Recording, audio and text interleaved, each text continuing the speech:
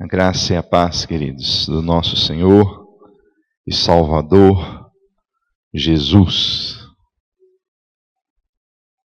A Ele toda a honra, a Ele toda a glória, a Ele todo o louvor. Que bom que você veio à casa do Senhor.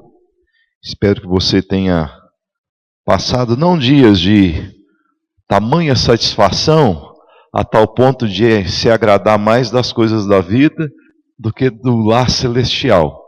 Eu sei que você tem passado por problemas, assim como eu, todos nós. E isso faz parte da nossa caminhada, até mesmo para nós valorizarmos mais o que está por vir. Eu quero convidar você, vamos abrir lá no Evangelho de Lucas, capítulo de número 18. E nós vamos hoje tratar da nossa penúltima parábola. Isso significa que o próximo domingo é o encerramento, não é?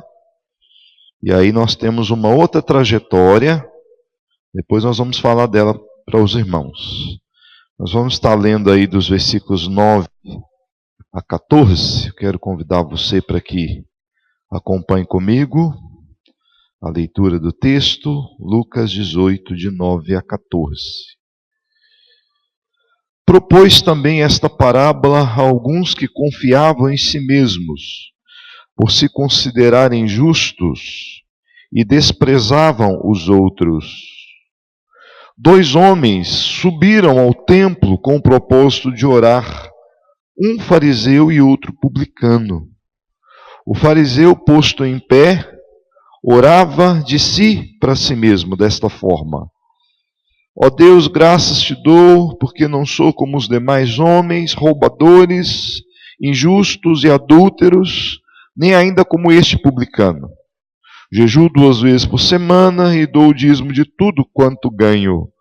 O publicano, estando em pé, longe não ousava nem ainda levantar os olhos ao céu, mas batia no peito dizendo: Ó Deus, sê propício de mim, pecador. Digo-vos que este desceu justificado para sua casa, e não aquele, porque todo o que se exalta será humilhado, mas o que se humilha será exaltado. Eu quero pedir ao presbítero Edmar, dirija-nos a Deus, presbítero Edmar, uma palavra de oração.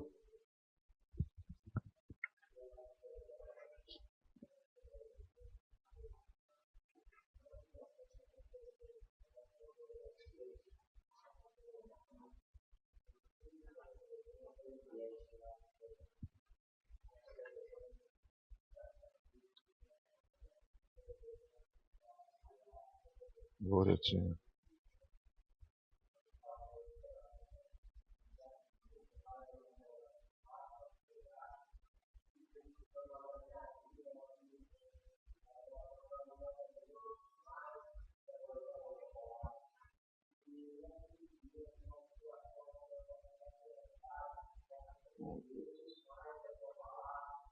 Sim, sim.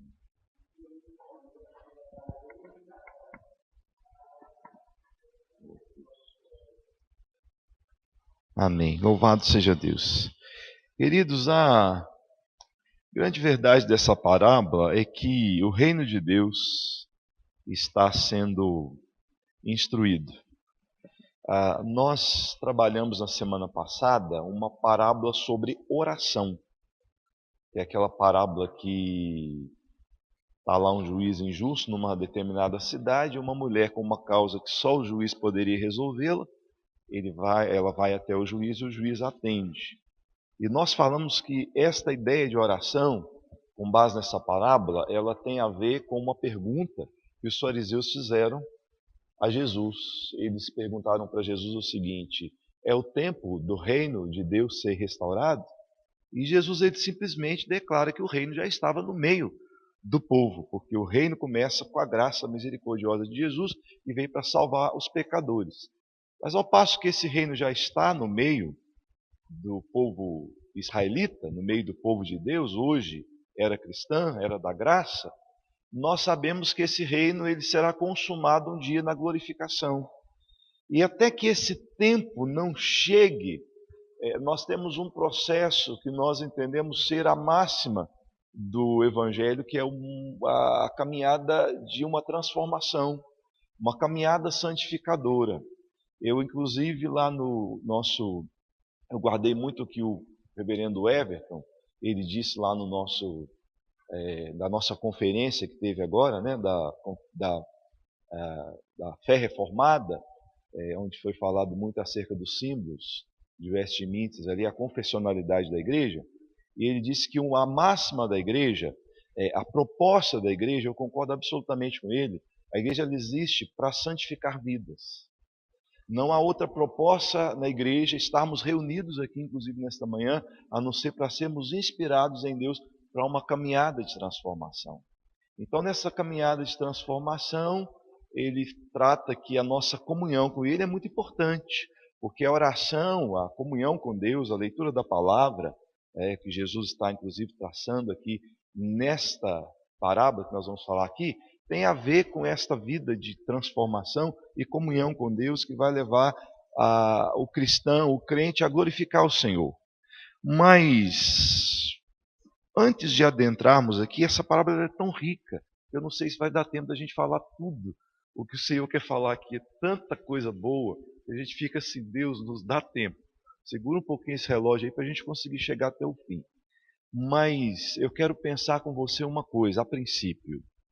A boca fala do que está cheio o coração, não é verdade? Isso é premissa para a vida. A boca fala daquilo que o coração está latejando. E, na verdade, quando aqui nesta parábola tão conhecida, você já leu isso tantas vezes, do fariseu e do publicano, a gente pensa que às vezes essa parábola aqui está tratando acerca de oração simplesmente. Não. Está tratando muito mais do que oração.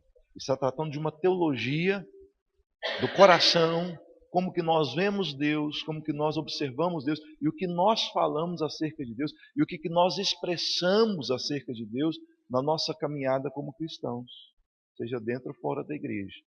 Então, a título de introdução, eu quero primariamente trazer aos irmãos, antes de adentrar nesses dois personagens aqui, o publicano e o fariseu, eu quero trazer algumas aplicações bastante práticas, que já vai abrir o nosso entendimento para quando nós entrarmos no contexto mais importante, que é o contexto da vida daqueles dois homens ali. Então, eu quero pensar com você que, em linhas gerais, primeiramente, queridos, que a humildade, ela é a base do relacionamento do homem com Deus. Você observa que Jesus ele trata desta parábola por uma razão que é descrita aí no versículo 9. Vamos ler de novo o texto? Olha o que diz. O que diz aí o versículo 9? Propôs também esta parábola a alguns. Aí esses alguns que Jesus está se referindo à parábola, tem aí três marcas essas pessoas. Para quem ele dirigiu essa parábola? Primariamente, os que confiavam em si mesmos. Em segundo lugar, os que consideravam justos, e em terceiro lugar, os que desprezavam os outros. Você observa que essas três características, essas três marcas, elas reportam de uma maneira muito sucinta e clara o coração do homem sem Deus. O coração do homem sem Deus, quando eu digo aqui o homem sem Deus, eu não estou dizendo simplesmente o homem que ainda não crê. Eu estou dizendo a realidade de um homem que está muito distante da proposta cristã, da proposta de Jesus, do evangelho gracioso e perdoador. O fariseu, ele era esse camarada que estava descrito nessas três características. E eu entendo que a humildade, ela é a base para nós termos um relacionamento com Deus, esse primeiro apontamento nosso aqui, porque você só vai conseguir entender quem é Deus, você só experimentará a grandeza e o poder de Deus se você chegar diante dele reconhecendo ser por ser nada mais, nada menos do que um súdito, nada mais, nada menos do que um servo, nada mais, nada menos do que alguém que precisa de um ser espiritual, maior, maioral, criador na sua vida. Por isso que os homens eles não experimentam Deus, né? Na sua própria capacidade intelectual, Eles não experimentam a Deus, porque pela ciência, pela busca do ser, da realidade da vida, visando o que os olhos podem ver, nós não conseguimos chegar até Deus. É onde, para os fariseus, era muito estranho um filho de um carpinteiro ser o rei dos reis. Porque ele era muito humilde, ele era muito simples, não tinha nele expressão, formosura alguma. Então eles não entendiam o que era isso. Mas que verdade é essa? Quem é você? Nós queremos um rei glorioso, nós queremos um presidente como houve na época de Israel, aquele momento onde a beleza, a física, a beleza, a imponência de Saul é o que importa. Então você olha lá para a história do Antigo Testamento, você já percebe essa marca de soberba e de vaidade no coração dos homens. Homens que se dizem homens de Deus. Fariseus são homens que dizem homens de Deus, homens que oram, homens que jejuam, homens que buscam o Senhor e vão à igreja, estão ali firmados uma aliança com Deus. Mas eles não entendem quem é Jesus e perseguem Jesus, inclusive. Né? Então, é por essa razão que Jesus, quando ele... Eu sempre lembro dessa verdade, porque para mim é tudo. Quando ele começa a discursar o belo sermão da montanha, as primeiras palavras que ele traz são palavras de alegria, de satisfação e realização pessoal. Se você quer ter realização pessoal, se você quer ter uma vida com propósito, uma vida, vamos dizer, que vale a pena ser vivida, bem-aventurado, em primeiro lugar, os humildes de espírito. Em primeiro lugar, a primeira marca é esta humildade que me faz quebrantar diante de Deus, que me faz ter um relacionamento com Deus. Pois dos tais, inclusive, é o reino dos céus. Então, o reino dos céus, vamos pensar, já que os fariseus estão questionando e perguntando, chegou o reino dos céus? Qual o tempo que vai chegar? O que está acontecendo? Já está no meio de vocês, e eu começo a dizer que o reino dos céus, quem faz parte dele, quem vai ter herança com ele, quem vai receber a coroa da vida, é aquele que tem a marca no seu coração, a marca da humildade. Começa com isso. Se não tiver humildade, não tem nada. Então, por isso eu entendo, eu compreendo essa parábola muito além do que apenas a gente refletir que é acerca de oração. Ela é muito mais profunda do que simplesmente você pensar como eu devo orar. Porque a boca fala o que está cheio o coração. Quando você ora, você está declarando o que você pensa. Quando você declara palavras a Deus diante de pessoas, você vai falar de acordo com aquilo que você aprendeu. Não é simplesmente orar, nós temos que orar com base na Escritura. Nós temos que orar com base na verdade do Senhor. Então tem que ter humildade, inclusive, para dizer, Senhor, eu preciso aprender mais. Senhor, eu preciso ir à escola dominical. Senhor, eu preciso me aprofundar mais na Escritura, porque eu sei que quanto mais eu me aprofundo na Escritura, mais eu vou sendo moldado ao caráter que o Senhor quer que eu seja. Então, queridos, é muito importante, porque cada dia o Senhor ele vai nos aperfeiçoando quando nós temos contato com essa palavra. Agora, em linhas gerais também, em segundo lugar, aqui é importante que você entenda isso. Nem todos os que se achegam a Deus oram de maneira eficaz. Agora, observa comigo, pessoas que oram muito, pessoas que oram dessa forma, oram daquela forma, oram desse jeito, mas por que elas oram? Você observa aqui duas pessoas indo para o templo, fariseu e publicano. Para um fariseu ir à igreja é muito tranquilo. Aliás, para ele, já que a proposta do fariseu, que é descrita na Escritura, não estamos julgando coisa alguma, estamos sendo bíblicos. E não vou dizer também que eram todos os fariseus, boa parte deles. Eram aqueles que gostavam de ter uma comunhão com Deus no intuito exibicionista. Se exibiam nos jejuns, se exibiam nas orações, e para eles irem ao templo não tinha nada mais que prazeroso no sentido de um lazer pessoal. Era mais ou menos uma colônia de férias. Você está entendendo? Não é para nós, igual para cristãos, que tem aquela humildade, reconhece a nossa impotência, a nossa incapacidade, né, de fazer o que Deus manda e orar. Quem ora sabe muito bem disso, é, na verdade, uma guerra espiritual. Porque você sabe muito bem que as pessoas oram muito pouco os cristãos, porque na verdade nós somos muito indignos e muito imperfeitos, inclusive. Nos sentimos muito pequenos para ter, quem sabe, 2 horas com Deus em oração. Aí você começa já a orar, a sua mente já te leva em outro lugar, você começa a distrair, você começa a perder o senso, e quando você vê, você para de orar, porque é uma luta espiritual orar. É uma luta intensa orar. É difícil orar, irmãos, porque nós somos carnais. Agora para o fariseu não, ele ia lá e ficava se exibindo e orava horas e horas, e as pessoas viam. Esse cara, ele tem algo diferente. Agora, para um publicano ir ali, isso era desmerecedor, isso era inviável, desproporcional. Porque quem era um publicano? Um publicano era o chamado cobrador de impostos, era o chamado corrupto, injusto, roubador, até mesmo adúltero. Não é? Ele era aquele que, na verdade, não teria condição alguma de se expor espiritualmente para ninguém. Ele era totalmente inválido espiritualmente. Agora se observa no final a conclusão de Jesus, daqueles 2 homens orando.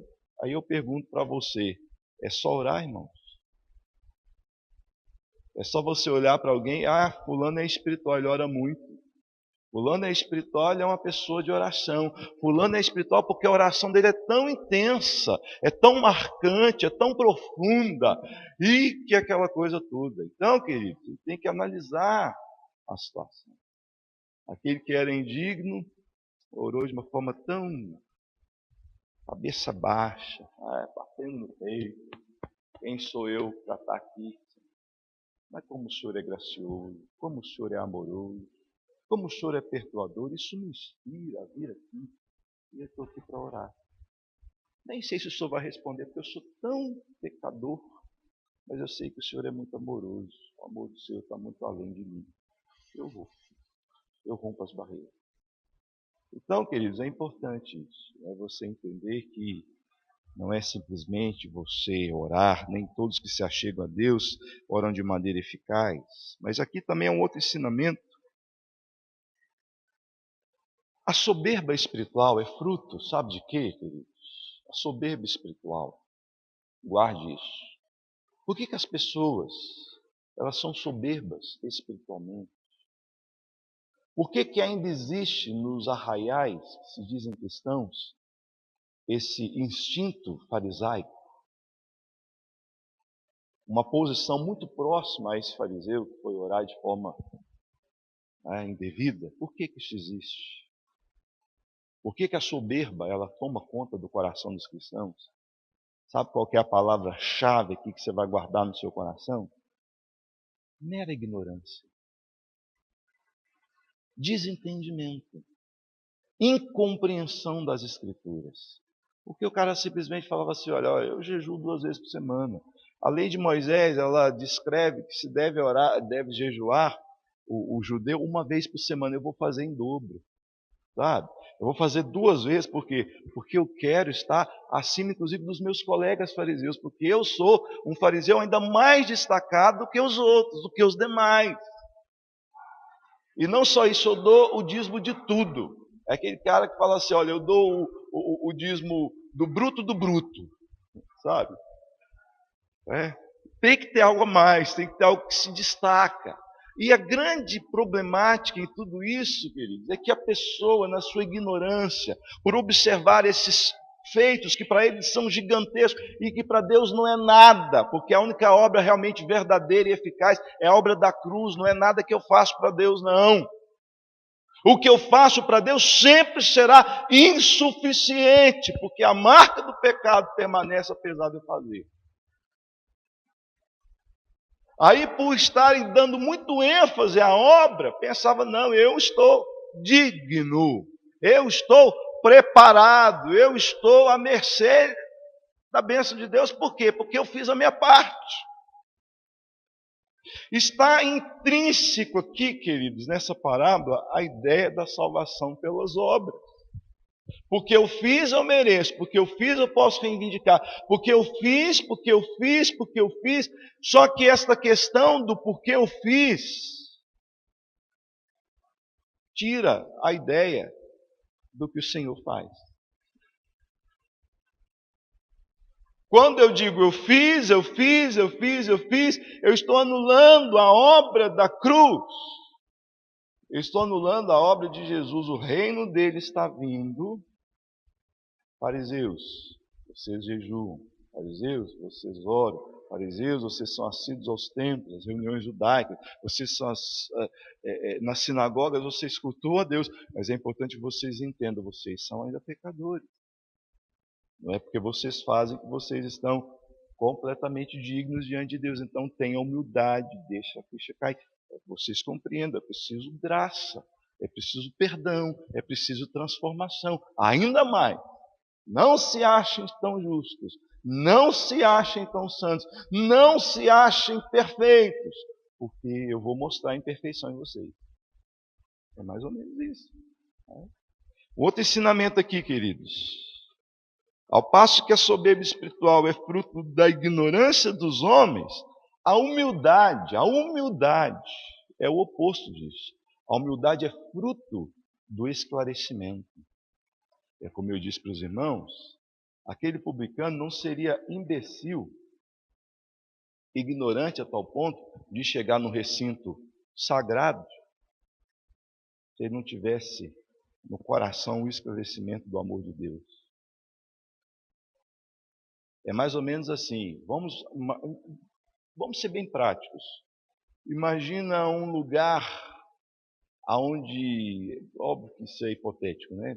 Bom, até ilusório, não acontece isso. É um lugar onde tem pessoas cristãs hoje, na era cristã, só pessoas arrogantes, sabe? Espiritualmente falando. Sabe aqueles caras assim que são bem voltados para o chamado uso e costume? E que eles cumprem à risca. Marcou uma reunião de oração, não falta um membro naquela igreja. Uma escola dominical, não falta ninguém. E tudo que o pastor dista como regra e prática para fazer, para serem vistos lá fora como seres espirituais, todo mundo está fazendo tudo direitinho, conforme manda o figurino. E a igreja se envaidece com isso. Ao mesmo momento que você faz, o coração às vezes cobra, né, das pessoas, porque eu estou fazendo, o outro não está. Então, queridos, aquela igreja está repleta de gente assim desse perfil, que eu faço, eu obedeço, eu sou o cara, eu sou a mulher. E aí vem alguém lá, que sabe como é o estilo daquela igreja, e é um pecador e não faz um terço que aquela igreja faz. Se ele não entender que apesar de toda aquela hipocrisia do ambiente, a palavra de Deus está acima de tudo aquilo, ele jamais entrará naquele ambiente. Isso aqui para mim é confortante, sabe por quê, querido? Porque por mais que nós façamos errado, por mais que a igreja às vezes caminhe errada, por mais que às vezes nós imprimimos uma marca que não é verdadeira cristã, Deus continua sendo o Senhor da história. Ele traz esses homens, ele traz essas mulheres. É o que o publicano ele fez. Eu estou vendo o ambiente, mas eu não sou louco de entrar ali se eu não tiver esclarecimento de que Deus é maior do que essas coisas. Você não observa o publicano questionando a posição do fariseu? Você não observa o publicano se achando indigno diante simplesmente do fariseu? Ele se acha indigno diante de Deus. Então, queridos, é muito ensinamento. Isso aqui é muito profundo. Se a gente for analisar essa palavra, ela é fantástica. É muita coisa, não é muito ensinamento, é muita profundidade. Só um instantinho, Roseni, daqui a pouco eu vou te dar a palavra, só para a gente concluir essa parte aqui. Então, queridos, lembre-se disso. Humildade, eu quero frisar isso aqui. Humildade, ela só existe quando você tem esclarecimento no seu coração de quem é Deus, de que Ele é maior que você, e você precisa se voltar para Ele, dobrando o seu coração e se inclinando. Do contrário, não tem humildade. Do contrário, permanece a soberba da ignorância de se achar melhor que os outros. Só é humilde quem é esclarecido. Oremos a Deus para que Ele nos dê esse esclarecimento, para que Deus nos dê essa capacidade de sermos humildes.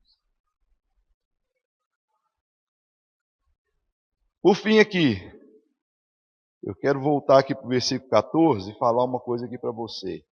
Guarde isso no seu coração. Isso aqui também é muito importante, queridos, porque a parábola termina dizendo o seguinte, olha comigo lá o versículo 14. Quem voltou justificado para casa, o publicano, pecador, desmerecido, tal, inválido. Ele voltou. Você sabe qual que é essa palavra aqui, justificado? Qual que é o significado dela? Quem sabe me dizer o que é o significado de justificado aqui nesse contexto? O que seria, pastor Zezinho? Perdoado. Esse voltou justificado para sua casa. E o que o texto fala mais aí, queridos? E não aquele, porque todo aquele que se exalta será humilhado, mas o que se humilha será exaltado.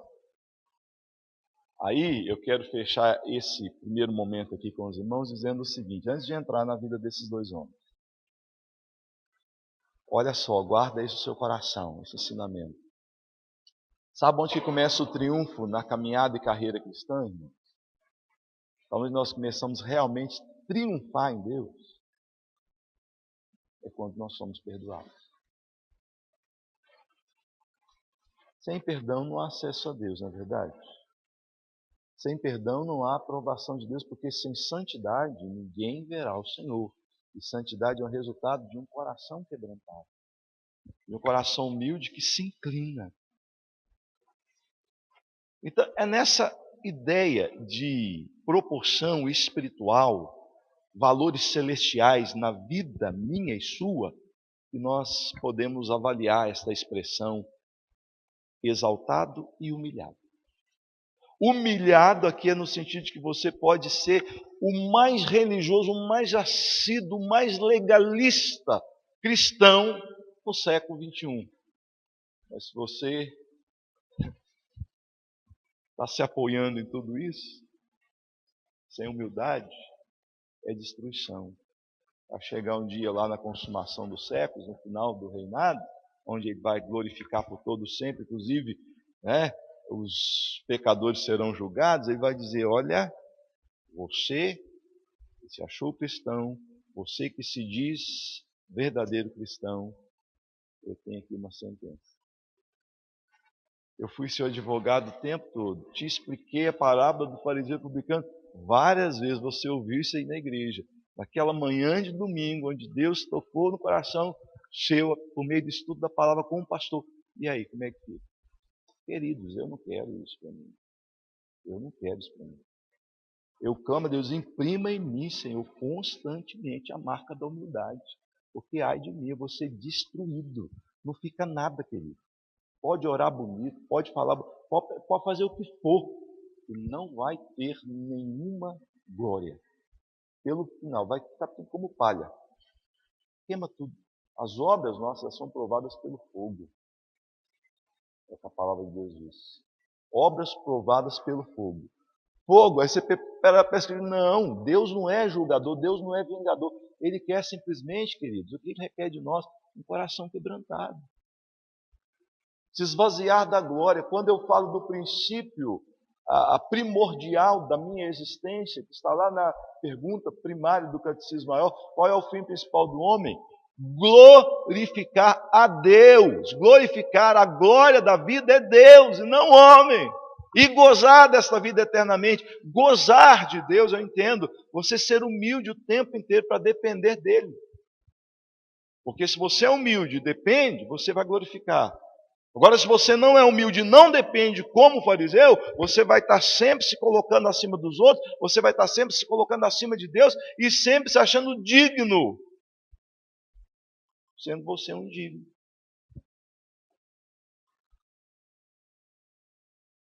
Eu creio que você não quer isso para você também.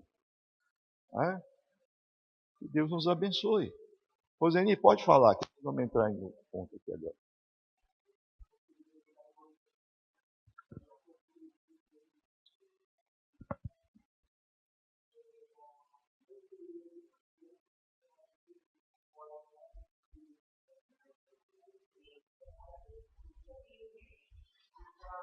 Não estou dizendo que isso está errado, viu, irmãos? Às vezes a gente fala assim, dá um exemplo, e aí coloca só um lado. Não é que isso esteja errado, que seja assim, glória a Deus, é bênção.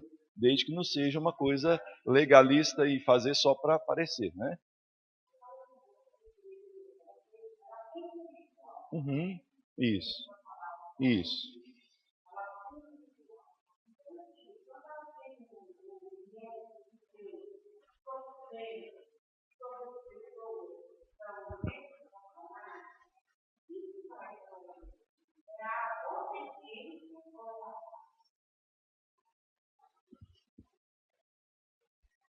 Depende do coração da pessoa, depende do coração dos fiéis, depende da forma com que eles estão indo.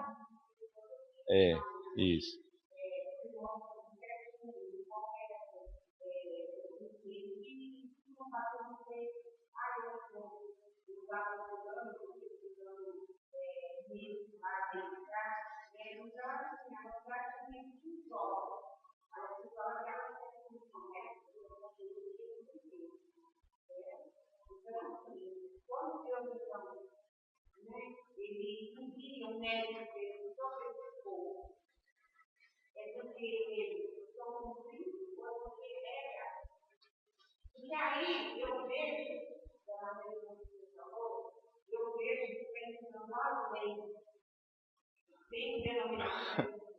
Está bastante complexo, mas se eu entendi o que a irmã quis dizer, é o seguinte: embora tenha pessoas desse tipo dentro da igreja, há alguns que se inspiram e ficam ali, e Deus até abençoa. Mais ou menos o que a irmã perguntou. O porquê disso?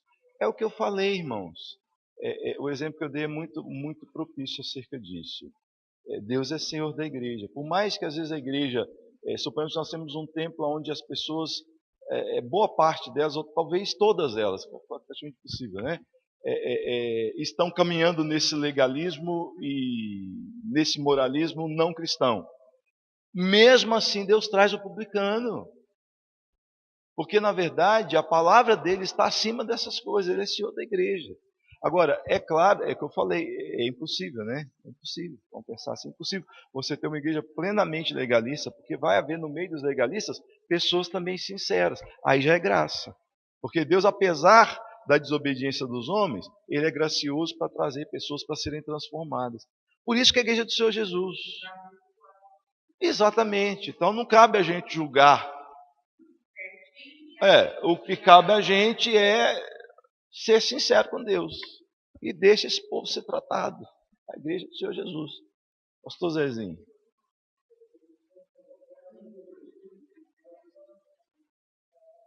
Pode falar, pastor.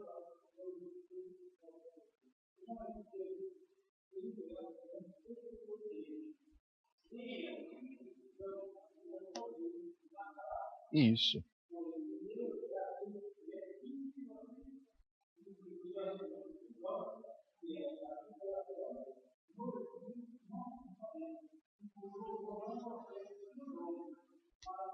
Sim.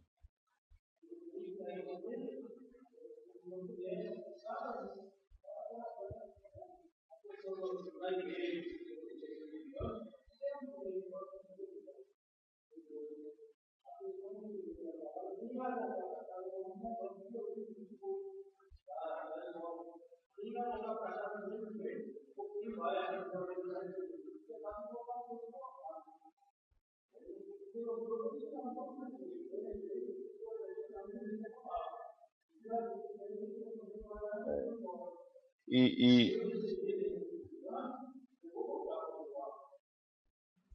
exatamente.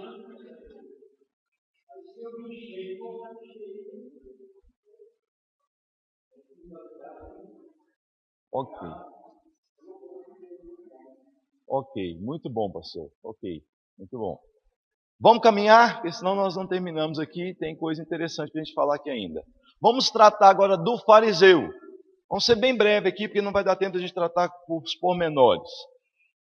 Vamos analisar a vida desse cara. Vamos tirar aqui alguns exemplos aqui da vida dele para a gente não seguir, ok? Primeiro, ele não fez nenhuma petição. Você observou isso? Alguma petição aqui, gente? Ué, coisa estranha. Você já viu oração sem petição? Mas por que ele não pedia? Confiava em si mesmo. Eu não preciso de Deus.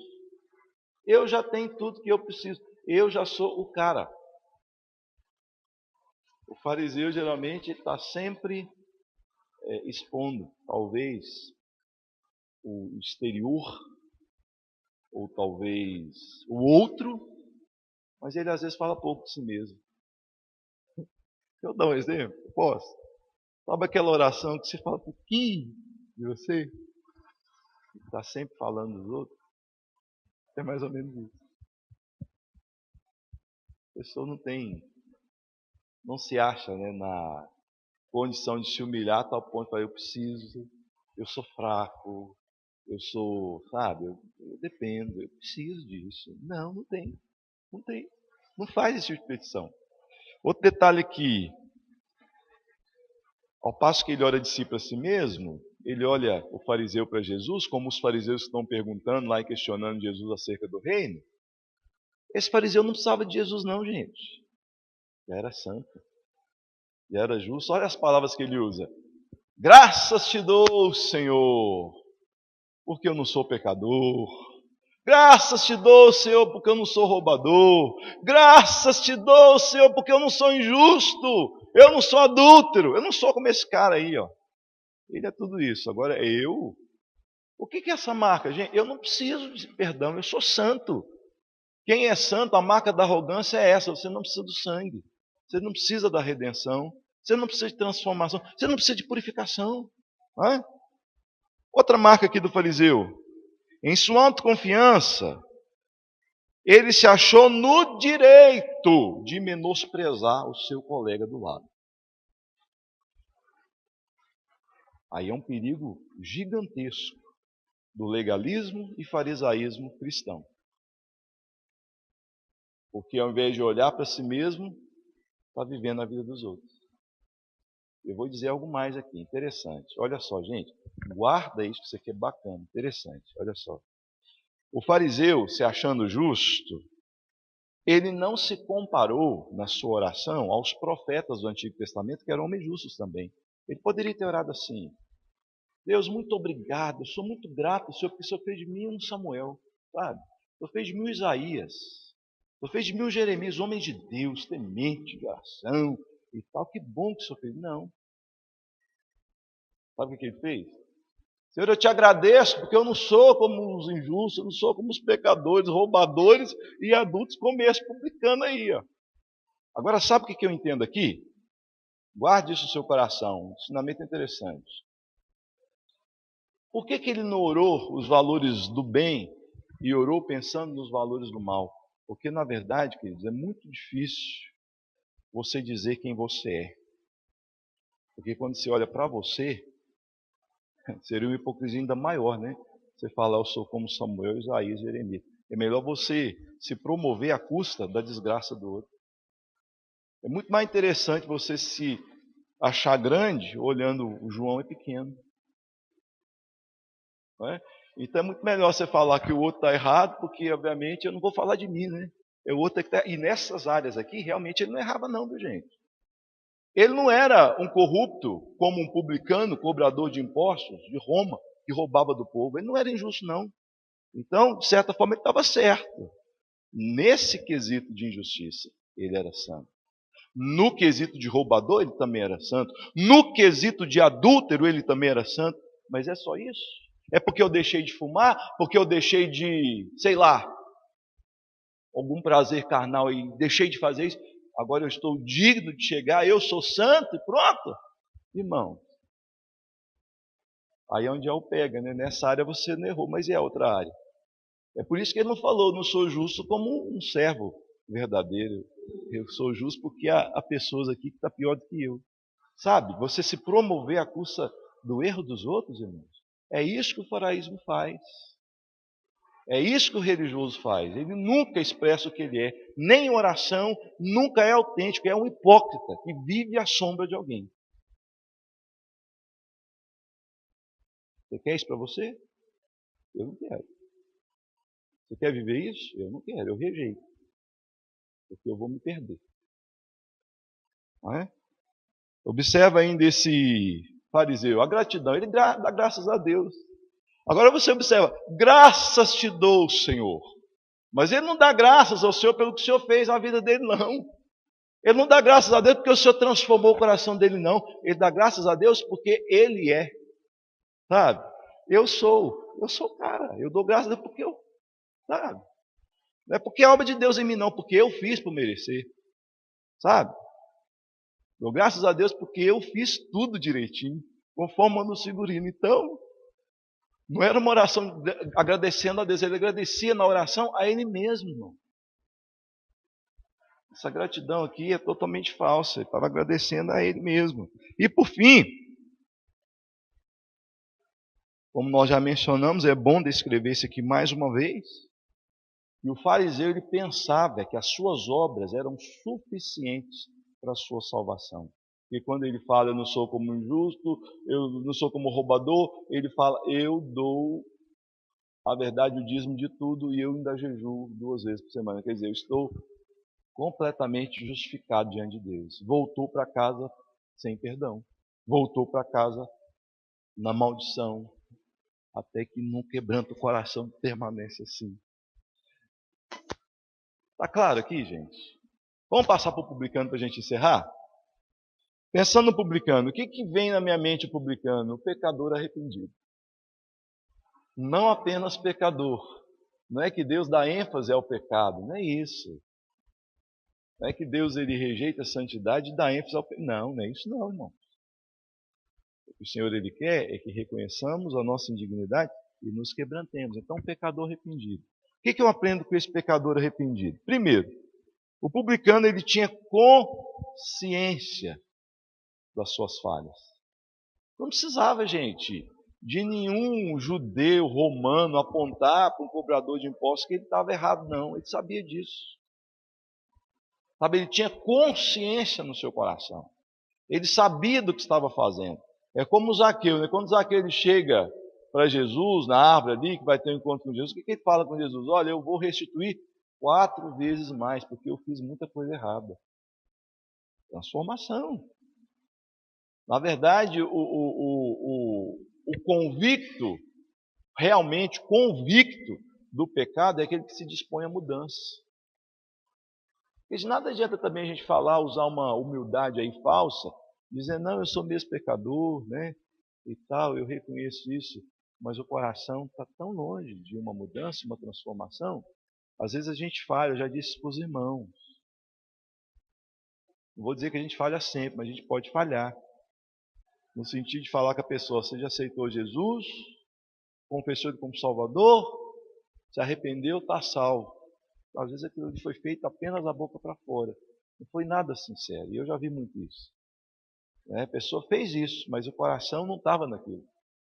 Aqui é um cara que entendeu. Eu vou romper a barreira, inclusive, do fariseu. Vai ter muita gente que vai me julgar, eu vou ser questionado, eu vou ser arguído, eu vou ser, sabe, maltratado. Mas eu vou. Porque eu tenho consciência que eu preciso de Deus. Eu preciso de Jesus. Eu preciso ser transformado. Eu olho para esse fariseu também, esse publicano, perdão, e eu penso aqui também, ao mesmo tempo que ele tinha consciência dos seus pecados, ele se achava indigno de se achegar diante de Deus. Por quê? Ao passo que o outro está lá orando em pé, vamos analisar a cena. O fariseu em pé, ele não estava sozinho, obviamente, era hora de oração dos judeus. Eles oravam 3 vezes ao dia, ali em determinados horários do templo. Então ele não estava sozinho aquela hora em oração. Tinham pessoas vendo o seu exibicionismo ali também. E ele inclusive falava, olha, eu dou o dízimo de tudo, como eu disse, né? A palavra fala, eu jejuo 2 vezes por semana para mostrar para as pessoas que ele está fazendo mais que elas ainda. O outro cara estava mais longe, sabe, um lugar assim mais distante, porque era só ele e Deus. Mais longe, ele inclinava a cabeça e batia no peito, sussurrando, porque ele não tinha nem, sabe, digamos assim, possibilidade de olhar para o céu, porque ele se achava tão pecador. Só ele e Deus. Quebrantamento. Ele reconhece também que a dívida que ele tinha era impagável.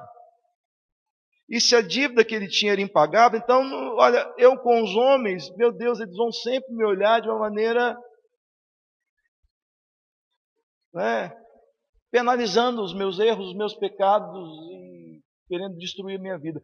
Mas eu olho para o Senhor e diz, não há dívida que eu possa pagar mesmo, não, aqui na terra não. Mas eu olho para o Senhor, Ele absolve toda a minha culpa. Então Ele vai na fonte certa. Ele conhece, só o Senhor pode realmente transformar o seu coração.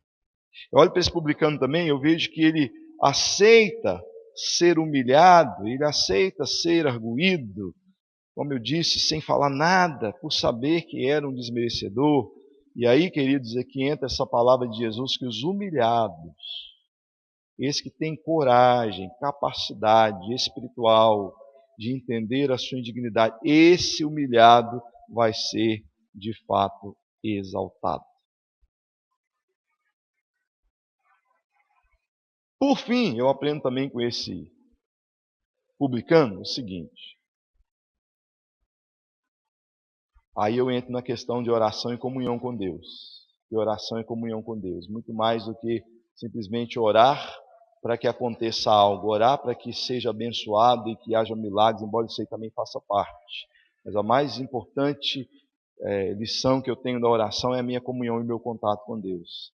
É que eu entendo aqui, em último lugar, que o publicano compreendeu que tudo que ele tinha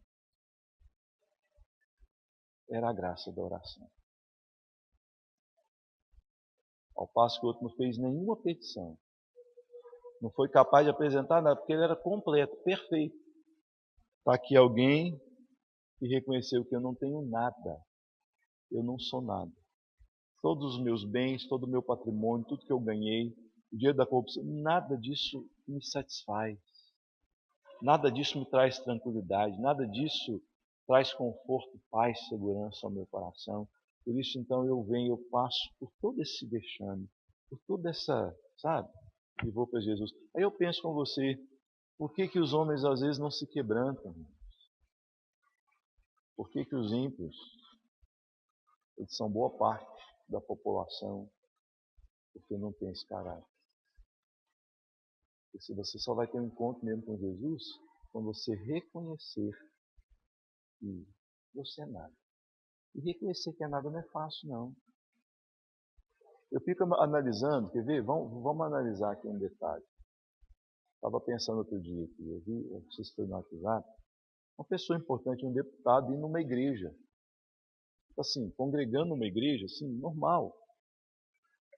O cara parece que tem que estar blindado ali na frente, né? Porque, afinal de contas, é tão importante. Está entendendo? O cara é tão assim, né, e tal. Nem pode congregar, às vezes.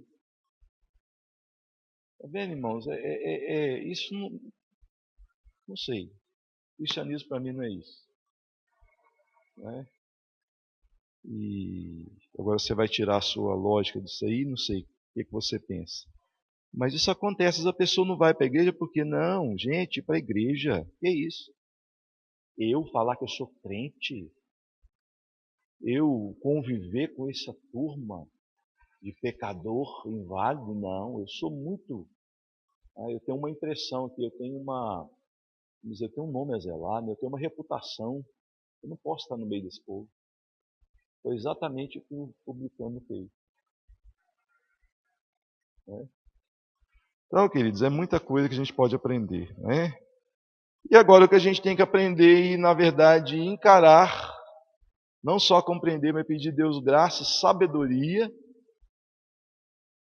a começar por nós, o nosso coração, porque a palavra não fala para quem não está aqui, ela fala para mim e para você.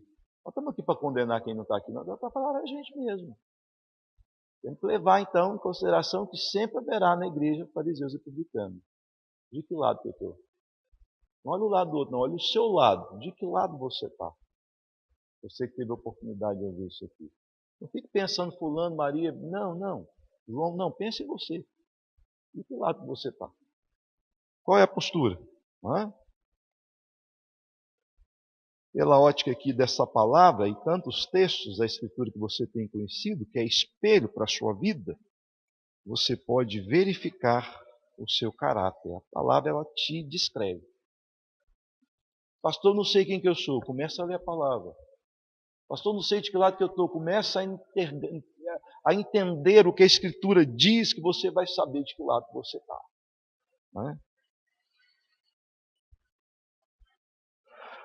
Ao passo que a humildade, ela leva à exaltação, o oposto também sempre será o contrário.